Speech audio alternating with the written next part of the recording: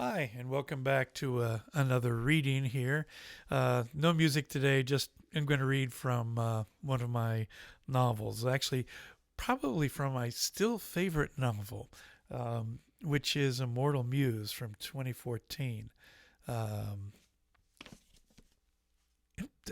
there it is, Immortal Muse 2014, the hardcover edition. Now, the paperback edition, of course, came out with a slightly different cover. Slightly different, he says. Actually, extraordinarily different cover. There's the paperback. Um, Paperback edition is still available. The ebook edition is still available. I think the hardcover is out of print at this point, but hopefully you still like it. And if you like what I read today, maybe you'll pick it up if you haven't already read it. So, from Immortal Muse. The bent calliope reeked of spilled beer and desperate egos. The aromatic combination spilled out of the open door, past the bouncer, and onto Rivington Street, wrapping insistent arms around Camille and shepherding her toward the tavern. "Hey, Ink," she called to the bouncer, sitting with one ample ass cheek on a rickety bar stool to the side of the entrance as he texted on his phone. "Warm enough for you?" Ink's pear-shaped body leaned back against pallid bricks. The yellow tube of the bent calliope's neon sign glowed above him, lending the man the sickly pallor of the living dead. The hue didn't manage to make his thinning hair, two wide features of the poorly drawn tattoos crawling his arms and emerging from the frayed collar of his plain white tee, appear any more attractive. "Too warm," he answered, glancing up from the phone. "Better out here than in there, though." There was no ambition burning inside Ink at all. He'd been sitting on the same bar stool the first night Camille wandered into the bent calliope a year ago, and she suspected he would still be there, growing steadily older, heavier, and more sedentary, long after she left. "I hope the beer's cold, at least."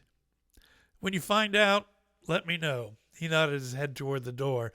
The white noise of a dozen simultaneous conversations drifted through the rumble of two-decade-old stale music. "Half your crowd's in there already." There was a subtle, possessive emphasis on your. "Thanks, Ink." Camille entered the bent calliope, largely unnoticed as she passed through the crowd, one of the advantages of being significantly shorter than most people. Her crowd was there, as Ink had said, in the rear corner furthest from the jukebox speakers, where one could nearly carry on a conversation without shouting. Through the shifting forest of bodies, Camille glimpsed Morris's shaved head, gleaming in the fluorescent lights, his dark skin beaded with sweat.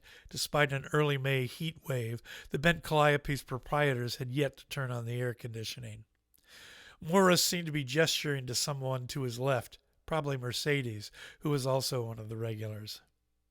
Camille could feel their pull, an almost physical tug in her head, as if emerald ropes were snaking out from them to her, lashing around her and pulling her toward them. And yet, there was someone else here, someone whose pull was noticeably stronger. Closer, close to the polished glass-ringed bar, Camille stopped. A man sat on one of the stools, his left hand cradling a pint glass. He was the source. He stared at her. When she glanced at him, his sense of instant connection made her inhale. A green aura hung around him, so bright that she wondered that none of the customers could see it. As their gazes met, he looked away quickly, guiltily. Camille continued to study him as he pretended to be looking at his foam-smeared glass. She could see the glimpse of a gold ring on his left hand, and her mouth tightened. Well, there's a problem. Camille sidled up to the bar nearest him, taking a stool that had just been vacated. "Hey, Tom," she called out to one of the bartenders. "A pint, please." She set a 5 down on the bar top. As Tom placed the glass under the Guinness tap, Camille noticed that the man was watching her again, this time via the mirror behind the bar. She could see her reflection also, a woman most people would guess to be in her early to mid-20s, wavy auburn hair settling just below her shoulders, large green eyes, petite enough that she sometimes still found herself being carded.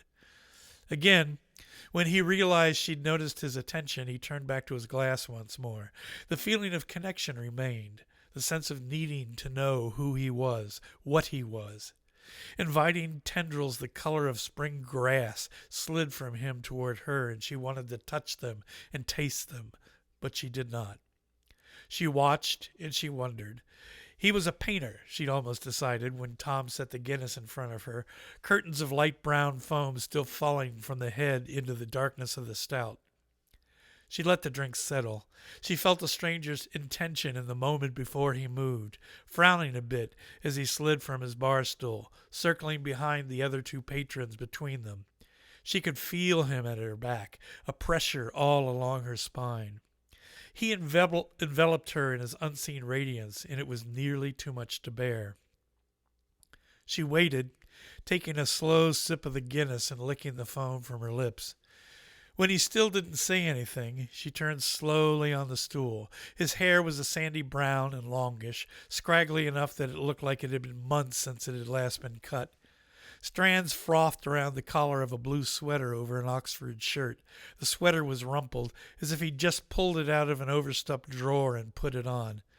He had the build of a runner. His height was average, perhaps 6 feet or so, an inch or so taller. She held his gaze for a moment. His eyes were the shade that might be a light blue, a pale green, or even a dappled gray, depending on the light, and she liked the faint crinkles at their corners, which told her that he smiled a lot. She glanced significantly at his left hand.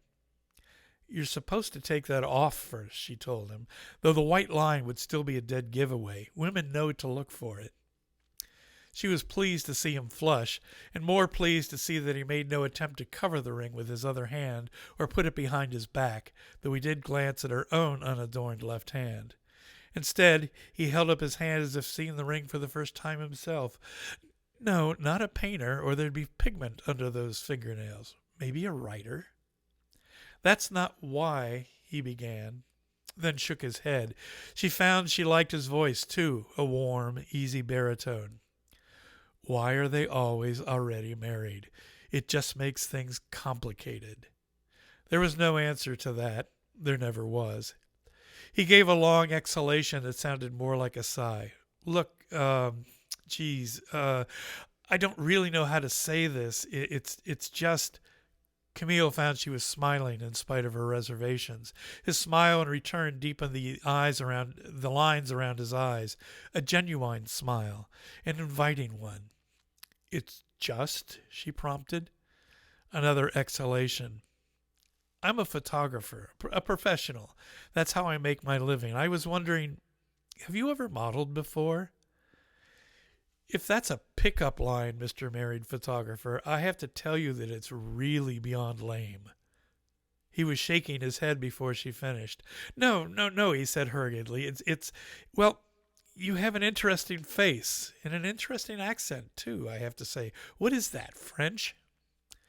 "French by way of Italy and other places a long time ago, though I'll give you credit, most people don't notice it anymore. And yes, I've sat as an artist's model, if that's your question," she answered flatly. "And I don't do porn," she added, "hard or softcore." Another head shake, his eyes widened. Good, I don't either." "So there are no nudes in your portfolio?" The color was still in his cheeks. "Well, yes, a few. The human body is beautiful, which is, I know," he said hurriedly, "what every erotic photographer says. But I don't do anything prurient, at least not to my mind." "And I'll bet those nudes are female?" He didn't need to answer. She saw the answer in his face. Uh-huh. Camille took another sip of the Guinness. "You should get up and walk away. Go back to the ones you've already chosen. You don't need this one, even if his green heart is so interesting. Are you truly ready for what that would mean? Are you willing to take the chance of fouling up what you're here to do?" The tendrils of his soul heart slid around her, enticing. She felt also the dangerous blue strands within it. but knowing what she should do didn't seem to matter. She didn't move to leave, stroking the rim of her glass. So you do art, not wedding shots and not porn. She already knew the answer. She would never have stayed otherwise, would never have talked to him. She would never have noticed him if it were any other way. The connection wouldn't have been there. Pretty much. Along with some commercial stuff now and then to pay the bills. New York's full of people who call themselves photographers, she said. The city's positively stuffed with them. I'm different. Of course you are. He reached into the pocket of his jeans, pulling out a small flash drive, handing it to her. A name, David Treadway, was screened onto the black plastic in bright yellow letters, along with an address, email, and cell phone number.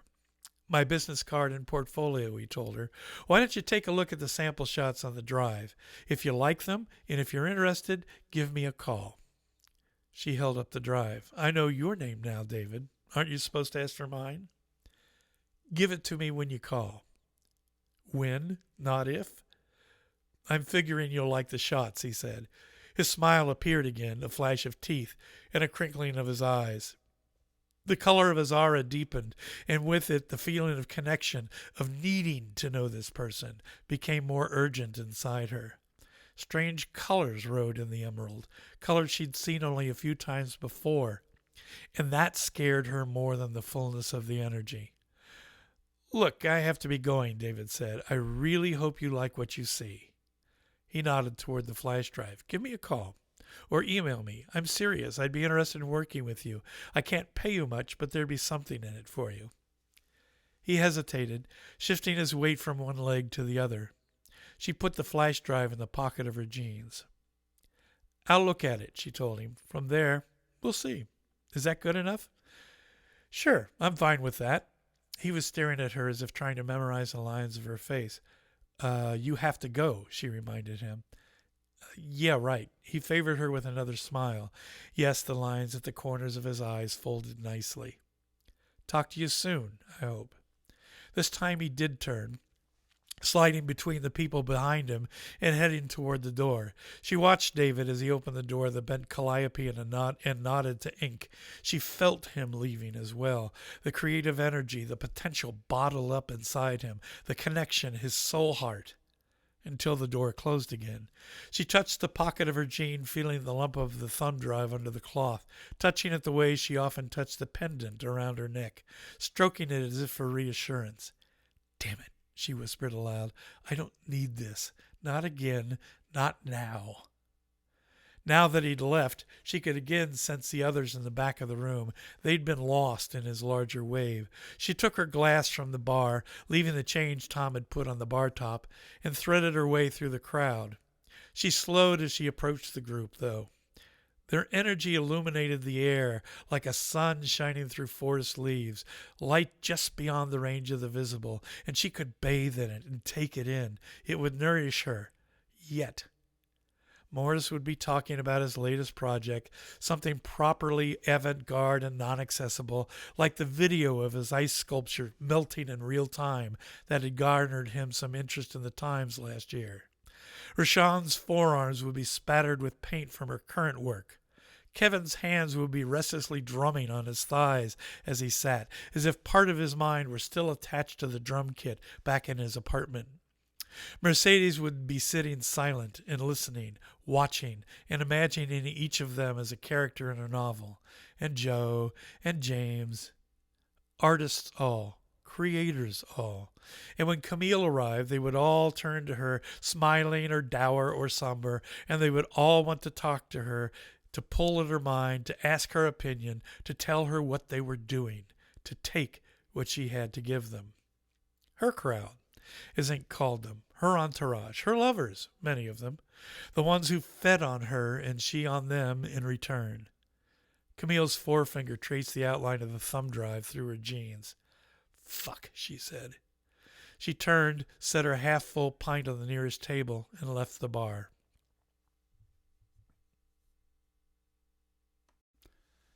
She took the thumb drive out of her pocket and inserted it into the side of her laptop. A few seconds later, the icon showed on her desktop. David Treadwell, portfolio, underneath it. She double-clicked on the icon, then on the first file in the window that opened. An urban landscape wrapped in snow filled her screen, the side of a tumble-down tenement building dark against a pristine white blanket. She found herself nodding immediately at the composition, the way that a shadow led the eye toward the lee of the building, where a figure huddled, hands shoved into the pockets of a ragged overcoat, the blue trim the only bright color in an otherwise monochrome painting. The man's face was grizzled and his eyes were slitted, as if the light reflecting up from the sunlit snow pained him. The figure was sized perfectly in the landscape, large enough that the canyon's face could tug at the viewer's emotions, yet not so large that he dominated the photograph. She thought perhaps the photo had been taken somewhere in the Bronx. A moment of poetry, seized and frozen by the lens. Camille pressed her lips together and opened the next file. Black and white, this one.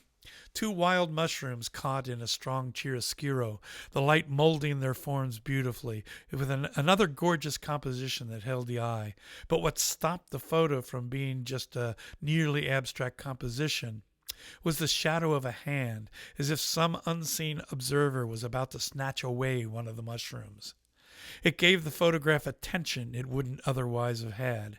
This composition reminded Camille of the stair arrangements by Edward Weston of seashells and landscapes, beautifully composed and technically spectacular. Weston's work had always struck her as aesthetically accomplished, but somehow passionless and empty, lacking the something that made his friend and contemporary Ansel Adams a genius behind the viewfinder and in the darkroom. Still, Camille had to admit that even Weston had discovered emotion when he found Charisse and started photographing her. Camille shook her head to get rid of the memories and looked again at David's photograph. This had a humanity and emotion that Weston's still lives often missed, and again Camille felt the pull she'd noticed in the bent calliope. She stared at the photo for a few minutes more before clicking on the next file. Black and white again, but a portrait this time, a woman sitting on a chair and staring directly into the camera. The background was in deep shadow, with light coming from the left, enough to the side that her light brown hair cast fine shadows of the hollows of her cheeks. It was the expression in her eyes and the pressure around her lips that caught Camille.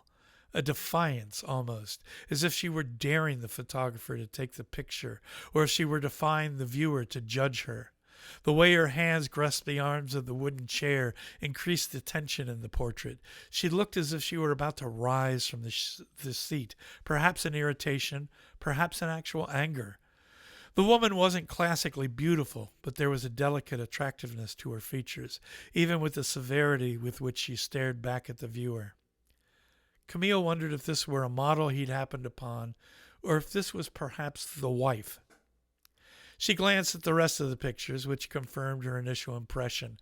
David Treadwell had the nascent talent. He had a vision for someone to mold and bring forth, that she could bring forth. The question was, did she want to do it yet again? Did she need to do it? Did she dare? That's not why you came here. You're here to find Nicholas and take care of that problem. Once that's accomplished, you can think about someone like David. She dragged the folder from the thumb drive onto her desktop and watched the progress bar as it copied the files onto her hard drive. She ejected the thumb drive and pulled it from the USB port.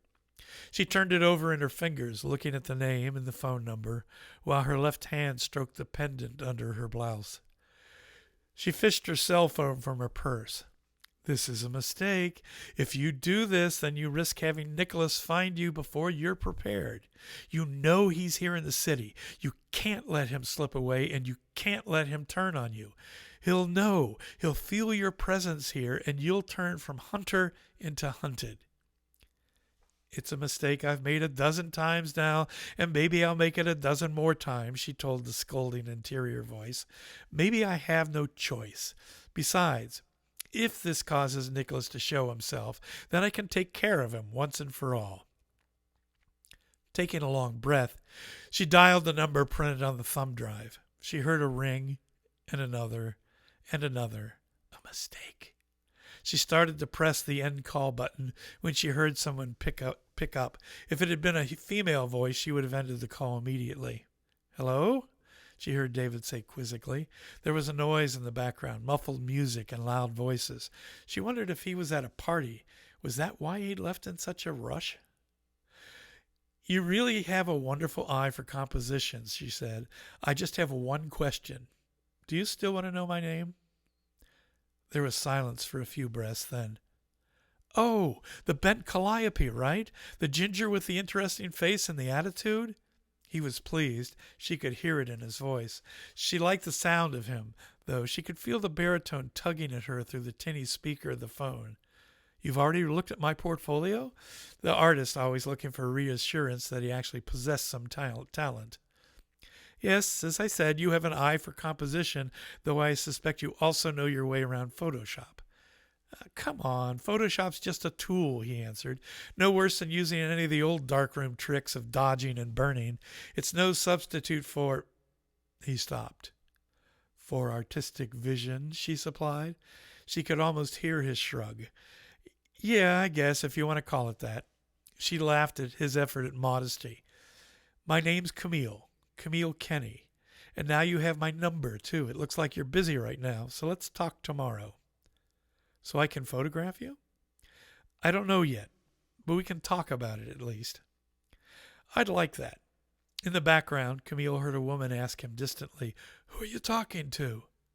She heard the sound of his thumb muffling his response. A mistake. "Look," he said finally. "Yes, I'd like to meet with you." "Tomorrow," she said quickly, before she could change her mind, before the doubting voice could convince her to change her mind. "You know, Annie's half a block east of the bent calliope. I'll buy your lunch, 1:00. A pause. She imagined him surreptitiously glancing at his wife. "Sounds good. I'll be there." And that's where I'll stop. Again, this is the opening of Immortal Muse, which actually is a fairly long book, and it moves back and forth from today, which this segment was, back all the way to the 1300s, and then it just goes back and forth, back and forth, back and forth like a sandwich, until we end up back here again. So Immortal Muse, pick it up if you would. And if you're interested, you can subscribe to my channel right somewhere right in there. So I will see you later. Thank you for listening. Bye.